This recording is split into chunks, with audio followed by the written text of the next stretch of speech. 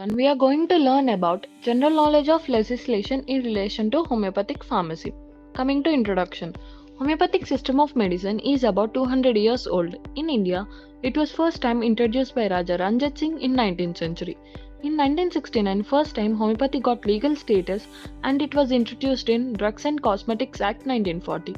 This act regulates import, manufacture, distribution and sales of drugs. Legal definition of homeopathic medicine. Homeopathic medicines include any drug which is recorded in homeopathic provings, recorded in authoritative homeopathic literature of India, and it is prepared according to techniques of homeopathic pharmacy. Quality of drugs. Quality of drugs for import is given in chapter 3 and for manufacture is given in chapter 4. As per Drugs and Cosmetics Act, quality of drug is given in relation to drugs and in relation to cosmetics. Misbranded drugs. These drugs are so colored, coated, powdered, or polished and not labeled in prescribed manner. Adulterated drugs are drugs which contain putrid, decomposed, harmful substances and are prepared, packed, and stored under sundry conditions. Coming to spurious drugs. These drugs are manufactured under name belonging to another drug, imitating or substituting the drug.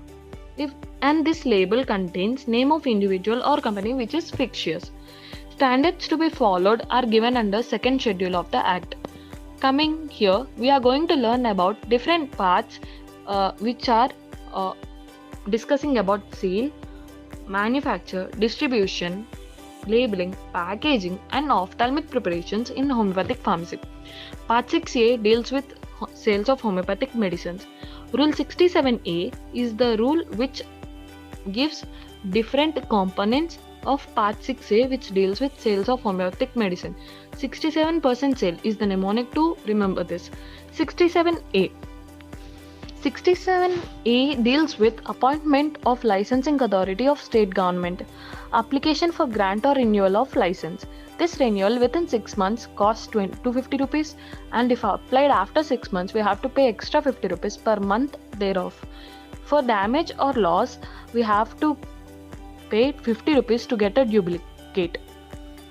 67B. Power of licensing authority. 67C. Forms that contain licenses to sell drugs, which are Form 20C and Form 20D. 67D deals with sales at more than one place or different places. 67E.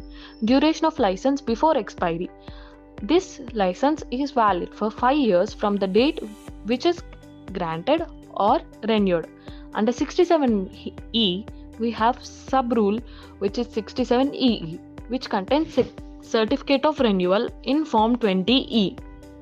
67F. Conditions that are to be satisfied before license is to be issued, which is given under Form 20C and Form 20D. 67G. These includes conditions of license.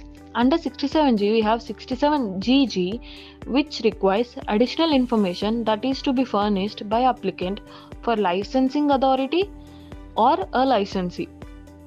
67H, which deals with cancellation or suspension of licenses.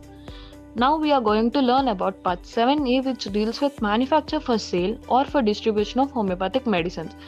This Part 7A includes Rule 85. We can easily remember it as 85% marks, means 85 rule is for manufacture of sale or distribution of homeopathic medicines.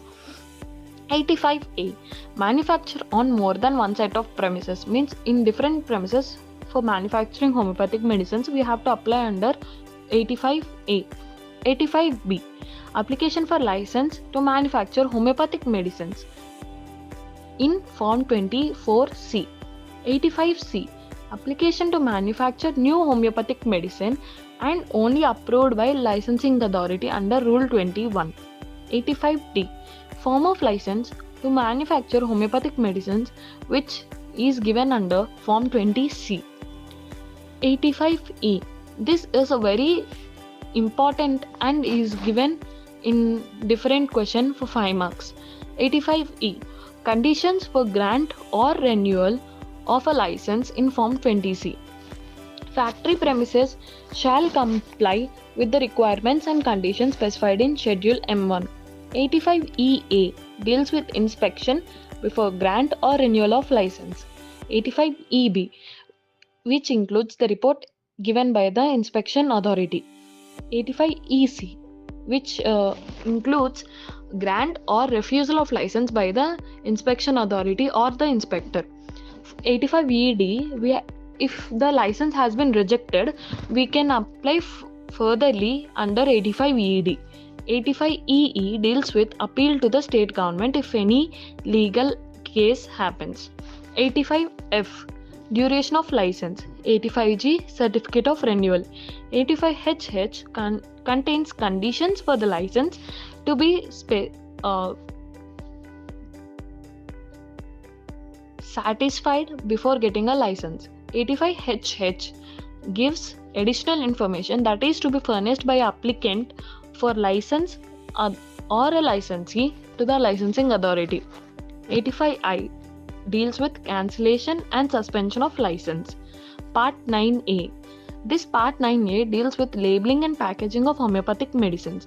Rule 106A is saying that no homeopathic medicine shall be imported unless it is packed and labeled in conformity with the rules in Part 9A. Manner of labeling of homeopathic medicine. Particulars that to be printed are the word homeopathic medicine, the name of the medicine, potency of medicine, name and address of the manufacturer, and the percentage of alcohol present in it. In addition to above particulars, we have to mention distinctive batch number, manufacturing license number. In Rule 106B, it says that prohibition of quantity and percentage. If the alcohol percentage is more than 12% and bottles are having the quantity more than 30 ml, they have to be prohibited in according to Rule 106B. Coming to ophthalmic preparations in homeopathic medicines. All eye ointments and ophthalmic preparations should conform Schedule FF of Drugs and Cosmetics Rule. These ophthalmic preparations are studied under Rule 126A. Part A. Ophthalmic solutions and suspensions. These ophthalmic solutions and suspensions are to be sterile when dispensed and sold. So should contain suitable substances and to be free from foreign matter, and to be contained in bottles made of neutral glass or soda glass. Particulars shall be written on the label of container are: use solution within 1 month after opening the container, name and concentration of preservatives, and not specifically mentioning the words not for injection. Next, we have to give warning on carton or packaging leaflet, which are: if irritation persists or increases, discontinue use and consult a physician. Don't touch the dropper tip or any dispensing tip. Part B deals with ophthalmic ointments. These ophthalmic ointments also should be sterile when dispensed or sold and should be free from foreign matter. Particulars shall be shown on container or carton or package leaflet are special instructions regarding storage and warning that irritation persists or increases, discontinue use and consult a physician. Now coming to Schedule K, which deals with class of drugs with extent and conditions of exemption. Extent and conditions of exemption. Homeopathic medicine shall be purchased only from a dealer or a manufacturer licensed under the Drugs and Cosmetic Rules 1945. Schedule K, Item 31 provides permission for sale of some homeopathic medicines through any registered dealer of medicines under Rule 61. This includes arnica hair oil, 4 ointments, and 32 single homeopathic medicine in pills of 30C potency. Now we are going to learn about some acts, rules which are very important. Ministry of Health and Family Welfare Notification. This ministry ensures adequate, qualitative, preventive and curative healthcare to the people of the state. Next, coming to the prevention of illicit traffic in narcotic drugs and psychotropic substances. Central and state governments empowered to make orders of detention with respect to the person if he is committing illicit traffic in narcotic drugs and psychotropic substances.